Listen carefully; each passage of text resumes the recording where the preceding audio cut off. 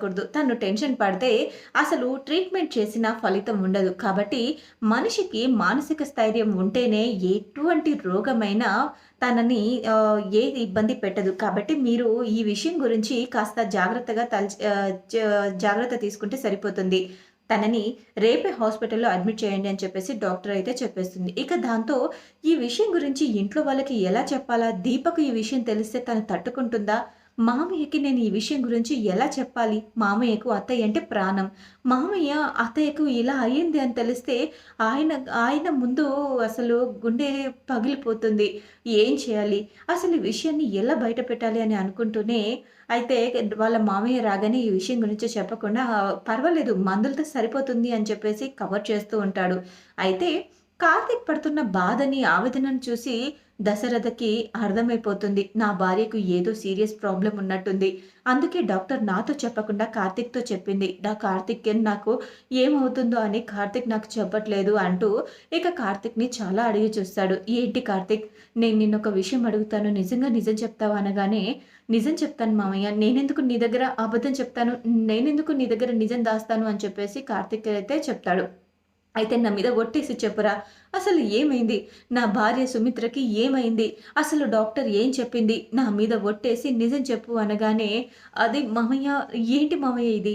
ఇలా ఒట్టేయించుకోవడం ఎంతవరకు కరెక్ట్ అనగానే, నువ్వు నిజంగా నన్ను కన్న తండ్రిలాగా, అంత తండ్రితో సమానంగా చూస్తే అసలు ఏం జరిగిందో చెప్పరా అంటూ ఏడుస్తాడు. ఇక దశరథ ఏడ్చేసరికి కార్తీక్‌కి కూడా ఏడుపొచ్చేస్తుంది. మామయ్య అత్తకి బ్లడ్ క్యాన్సర్ మామయ్య అనగానే, అసలు కార్తీక్ దశరథతో మాట్లాడుతుంటే సుమిత్ర ఇంకా దీప కూడా వినేస్తారు. ఇక సుమిత్ర అక్కడ దూరం నుంచి దీప వినేస్తుంది. అయితే దీపకు సుమిత్ర వినేసిందేమో అని చాలా భయపడుతుంది. ఎందుకంటే తనకు బ్లడ్ క్యాన్సర్ అని తెలిస్తే తను తట్టుకుంటుందో లేదో అని చాలా భయపడుతూ అది అమ్మ ఏంటి మీరు ఇక్కడ ఏం చేస్తున్నారు అనగానే, "ఏం లేదు దీప అక్కడ మా ఆయన కార్తీక్ ఏదో మాట్లాడుతున్నారు. అసలు ఏం మాట్లాడుతున్నారు అంత సీరియస్‌గా అని చూస్తున్నాను" అనగానే, అంటే అది వాళ్ళేదో అది కంపెనీకి సంబంధించింది మాట్లాడుతున్నారు. మనం లోపలికి వెళ్లి రెస్ట్ తీసుకుందాం పదండి అని చెప్పేసి తననైతే తీసుకొని వెళ్తుంది. అయితే ఏంటి ఇంత కంగారు పడుతుంది దీప? అసలక్కడ ఏం జరుగుతుంది? వాళ్ళిద్దరేమో అక్కడ సీరియస్‌గా మాట్లాడుకుంటున్నారు. దీప ఏమో కంగారు పడుతుంది.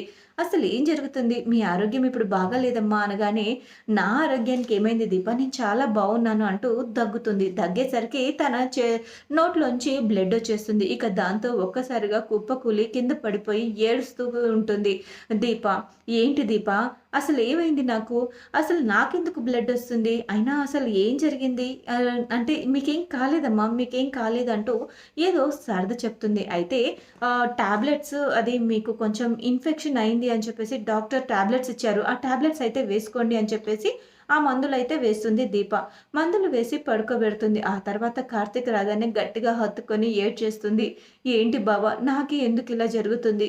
కన్న తల్లిని ఇన్నాళ్ళకి నాకు దగ్గర చేశాడు. తల్లి ప్రేమ దొరుకుతుంది అని సంతోషించే లోపే నాకు తల్లిని ఎందుకు దూరం చేస్తున్నాడు ఆ భగవంతుడు? నాకు నచ్చట్లేదు బావ. నేనేం చేయాలి? నేనేం చేసైనా నేను నా తల్లిని కాపాడుకోవాలి అని చెప్పేసి చాలా బాధపడుతూ ఉంటుంది దీప. అయితే దీప నువ్వేం టెన్షన్ పడకు. ఇది ట్రీట్మెంట్ క్యూర్ చేసే దశలోనే ఉంది. మనం టెన్షన్ పడాల్సిన అవసరం లేదు. కావాలంటే ఫారెన్ నుంచి డాక్టర్‌లని కూడా పిలిపిస్తారు. నువ్వేం టెన్షన్ పడకు. అత్తకేం కాదు అంటూ ధైర్యం చెప్తూనే కార్తీక్ అయితే చాలా బాధపడుతూ ఉంటాడు.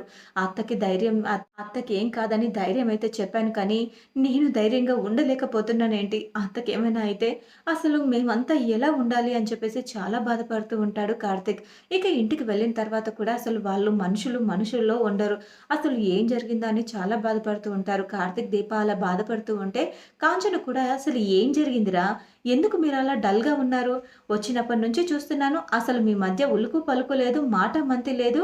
తనేమో ఏదో లోకంలో ఉంది. అయినా కడుపుతో ఉండి ఎక్కడికి వెళ్ళొద్దు అని చెప్తే వినదే అనగానే, ఏంటత్త? ఏంటి కడుపుతో ఉన్నాను అంటూ ఉంటావు ప్రతిసారి. అయినా నా కడుపుతోనే ఉన్నాను. నేనేం చావలేదు. బ్రతికే ఉన్నాను. అంటూ ఇక అక్కడ వాళ్ళ అత్త మీద అరిచేసి అక్కడి నుంచి వెళ్ళిపోతుంది. ఏంట్రా ఇప్పుడు నేనేమన్నానని నీ పెళ్ళానికి అంత కోపం వచ్చింది? కడుపుతో ఉంది జాగ్రత్తగా ఉండమని చెప్తుంటే ఎందుకంత కోపం వస్తుంది నీ భార్యకి అనగానే, చెప్తే నువ్వు తట్టుకోలేవమ్మా అంటూ చాలా బాధపడుతూ కళ్ళ మీద నీళ్లు పెట్టుకొని ఏడుస్తూ ఉంటాడు. గాయంగా ఉందమ్మా. రేపు ఏం జరుగుతుందో అని నాకు చాలా భయంగా ఉందమ్మా. నాకు ఏ ప్రాబ్లమ్ వచ్చినా, ఏ బాధొచ్చినా నీతో చెప్పకుండా ఉండలేను. కానీ ఈరోజు దీప నీ మీద కోప్పడిందని నువ్వు బాధపడుతున్నావు కదా! దీప కోపానికి అర్థం ఉందమ్మా. దీప చాలా బాధపడుతుంది. తన కన్న తల్లికి ఏమవుతుందో అని చాలా బాధపడుతుంది అనగానే, కన్న తల్లేంట్రా? దీప కన్న తల్లి ఎప్పుడో చచ్చిపోయింది కదా! అనగానే, దీప కన్న తల్లి ఎవరో కాదమ్మా సుమిత్ర అత్తే అనగానే ఒక్కసారిగా షాక్ అయిపోతుంది. ఏం మాట్లాడుతున్నావురా నువ్వు? అనగానే, అవునమ్మా. పారు చేసిన ద ద్రోహానికి బలైపోయిందమ్మా దీప. దీప సుమిత్రత కన్న కూతురు. దాసు మామయ్య కూతురే జ్యోత్స్న. పారు చేసిన పనికి వాళ్ళ స్థానాలు మారిపోయాయి. అందులోనూ దీపకు ఎటువంటి ప్రాబ్లమ్ లేదు. కానీ ఇప్పుడు అత్త పరిస్థితి చూస్తుంటేనే చాలా భయంగా ఉంది అనగానే, ఏం మాట్లాడుతున్నావురా? అసలు సుమిత్ర వదినకి అత్త పరిస్థితి అంటున్నావు? ఏమైంది సుమిత్ర వదినకి? అనగానే, అది అమ్మ అది అనగానే, "ఏం జరిగింది చెప్పురా" అంటూ బ్రతిమలాడుతుంది. ఇక దాంతో అత్తకి బ్లడ్ క్యాన్సర్ అమ్మ. ఏం జరుగుతుందో అని చాలా భయపడుతుంది దీప అనగానే, "ఏంటి వదినకు బ్లడ్ క్యాన్సరా? ఏం మాట్లాడుతున్నావురా? ఈ విషయం అన్నయ్యకి తెలుసా?" అనగానే, "మామయ్యకి ఇంకా ఈ విషయం చెప్పలేదమ్మా. ఏం చెప్పాలో, ఎలా చెప్పాలో అర్థం కావట్లేదు. కానీ మామయ్యకి ఈ విషయం గురించి చెప్పాను కానీ, అసలు మామయ్య పరిస్థితిని తలుచుకుంటేనే చాలా బాధగా ఉంది. అసలు అత్తకి ఇలా ఉందని తెలిసినప్పటి నుంచి మామయ్య మనిషిలో లేడు. అసలు ఏం చెప్పాలో, ఏం చేయాలో, ఎలా ధైర్యం చెప్పాలో కూడా అర్థం కావట్లేదు. అత్తకి ట్రీట్మెంట్ స్టార్ట్ చేయాలి. కానీ ఇంకా 2 టెస్టులు చేయాల్సిందుందంట. ఆ రిపోర్ట్స్ వచ్చిన తర్వాత అసలు ఏ స్టేజ్‌లో ఉంది? ఎలా జరిగింది? అసలు దీనికి ఏంటి? మనం ఏం చేయాలి అనేది డాక్టర్ చెప్తా అన్నారు. ఆ టెస్టుల్లో ఏమొస్తుందని నాకు చాలా భయంగా ఉందమ్మా అంటూ చాలా బాధపడుతూ ఉంటాడు. ఏంట్రా నువ్వు దీపే నా మేనకోడలు అని చెప్పినందుకు సంతోషించాలా? లేక దీప తల్లి వదిన అని తెలిసి వదినకి ఇలాంటి పరిస్థితి అయ్యిందని నేను బాధపడాలా? ఏంట్రా నాకు సంతోషించాలో, బాధపడాలో తెలియట్లేదురా. అసలు వదినకేం కాదు కదా! వదినకి ఏం కాదు కదా! వదిన మళ్ళీ మామూలుగా ఉంటుంది కదా! మనకు మళ్ళీ అని అనగానే, అమ్మా నేను నీతో చెప్పొద్దు అనుకున్నా. కానీ నా కన్న తల్లి దగ్గర నా బాధను చెప్పకుండా ఉండలేకపోయాను. నువ్వు దీపని అపార్థం చేసుకుంటున్నావు. దీప చాలా మెతక మనిషి. కానీ తను ఎంత తను ఎంత బాధపడుతుందంటే, తన బాధని బయటికి చెప్పుకోలేక కోపం రూపంలో ప్రవర్తిస్తుంది. అది నువ్వు ఎక్కడ తప్పుగా అనుకుంటావో అని నేను ఇది చెప్పాల్సి వస్తుందమ్మా. దీప నువ్వు ఏమి అనుకోవు కదమ్మా అనగానే, ఏంట్రా ఇది? దీప నా మేనకోడలు అనగానే, చూడమ్మా ఈ విషయం మన మధ్యనే ఉండాలి. ఈ విషయం ఎవ్వరికీ తెలియకూడదు. దీప నీ మేనకోడలని, అలాగే అత్తకి ఇలా ఉందని తెలియకూడదు. దీప నీ మేనకోడలన్న విషయం ఎవ్వరికీ తెలియకూడదు అనగానే, అదేంట్రా వదినకైనా చెప్పాలి కదరా! దీప తన కూతురని తెలిస్తే వదిన చాలా సంతోషిస్తుంది కదా! అన్నయ్య కూడా చాలా సంతోషిస్తాడు కదా!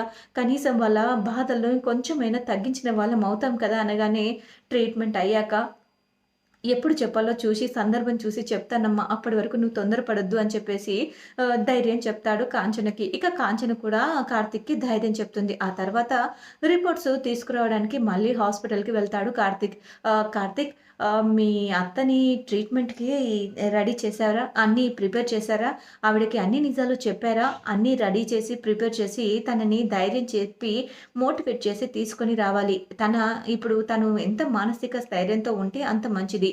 అండ్ నీకు ఇంకొక విషయం చెప్పాలి కార్తీక్ అనగానే, ఏంటి డాక్టర్ అది అనగానే, మనము ఇప్పటిదాకా ఇది బ్లడ్ క్యాన్సర్ మాత్రమే అనుకున్నాం. అయితే ఈ బ్లడ్ క్యాన్సర్ రావడానికి తన బాడీలో ఒక పాయిజన్ అనేది అసలు ఈ స్లో పాయిజన్ వల్లనే తనకు బ్లడ్ అనేది ఇన్ఫెక్షన్ అయ్యి ఇలా క్యాన్సర్ కణాలు పెరిగిపోయాయి. అసలు దీనికి కారణం ఆ ఇంట్లో వాళ్ళే. తనకు తెలియకుండా రోజు తనకి ఇలాంటిది చేశారు. అందువల్లే ఇదంతా జరిగింది. ఇప్పుడు స్టేజ్ మించుకొచ్చింది. కాబట్టి మీరు కాస్త జాగ్రత్తగా ఉండాలి కార్తీక్.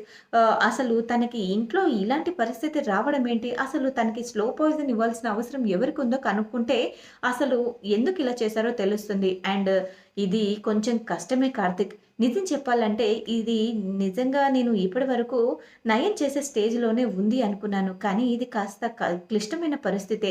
ఇది మనం బ్లడ్ కంప్లీట్‌గా చేంజ్ చేయాల్సి ఉంటుంది.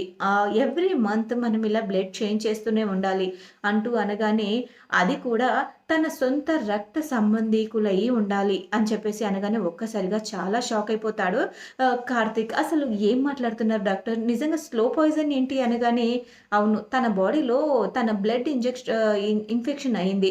అది చేయడం వల్లే ఇదంతా జరిగింది. అది బాడీలో వైట్ బ్లడ్ సెల్స్ అన్నిటిని నయం చేసేసి మాయం చేసేసి క్యాన్సర్ కణాలని పెంచేసింది అని చెప్పేసి చెప్పగానే ఒక్కసారిగా చాలా షాక్ అయిపోతాడు కార్తీక్. అంటే ఇది ఖచ్చితంగా జ్యోత్స్న పనే అయ్యుంటుంది. జ్యోత్స్నే ఇదంతా చేసుంటుంది. ఎప్పటికైనా నిజం బయటపడుతుందని మెల్లిమెల్లిగా అత్తని ఇలా చేసినట్టుంది. ఇదంతా జ్యోత్స్నే చేసుంటుందని చాలా షాక్ అయిపోతాడు కార్తీక్. ఇక కార్తీక్‌కి అసలు విషయం తెలియగానే చాలా భయపడతాడు. డాక్టర్, ఎలాగైనా దీన్ని మీరు ట్రీట్‌మెంట్ చేయాలి. ప్లీజ్ ఏదో ఒకటి చేయండి అంటూ అనగానే, సరే కార్తీక్, కానీ మీరు చాలా జాగ్రత్తగా ఉండాలి. ప్రతిదీ వేసే ప్రతి అడుగు చాలా జాగ్రత్తగా వేయాలి. తన ఇంట్లోనే తనకు ఎవరు శత్రువులున్నారనైతే అర్థమవుతుంది. కానీ ఈ విషయంలో తనకి మానసిక స్థైర్యం చెప్పేసి, తనకు రక్త సంబంధికులు, తన రక్తం పంచుకున్న వాళ్ళు ఎవరైనా సరే, తన తోడబుట్టు కడుపున పుట్టిన వాళ్ళైనా సరే తనకి ఇది చేయాల్సి వస్తుంది. కాబట్టి కాస్త జాగ్రత్తగా తనని బ్రతికించుకోవాలంటే మనకు ఈ మార్గం తప్ప ఇంకొకటి లేదు కార్తీక్ అని చెప్పేసి అనగానే ఒక్కసారిగా షాక్ అయిపోతాడు కార్తీక్. ఇక ఏం చేయాలని చాలా అయోమయంలో సతమతమైపోతూ ఉంటాడు. కార్తీక్ బాధపడుతున్న సమయంలో కార్తీక్ దగ్గరికి వచ్చి, "ఏమైంది బావ? అసలు ఏం జరిగింది?" అనగానే, "ఏం లేదు దీప, ఏం లేదు" అంటూ ఇది ట్రీట్మెంట్ చేసే స్టేజ్‌లోనే ఉంది. "నువ్వేం కంగారు పడకు" అంటూ దీపక్ అయితే ధైర్యం చెప్తాడు. ఇక చూడాలి మరి కార్తీక్ దాస్తున్న నిజాన్ని దీప తెలుసుకొని తన తల్లి కోసం ఏదైనా చేయబోతుందా? తన తల్లిని ఏ విధంగా కాపాడుకోబోతుంది? అసలు తన అత్తకి ఇలాంటి పరిస్థితి వచ్చేలా చేసినందుకు జ్యోత్స్నకి ఎలా బుద్ధి చెప్పబోతున్నాడు కార్తీక్? అసలు జ్యోత్స్నే ఇదంతా కావాలని చేసిందా? లేక మళ్ళీ ఇంకేదైనా జరిగిందా?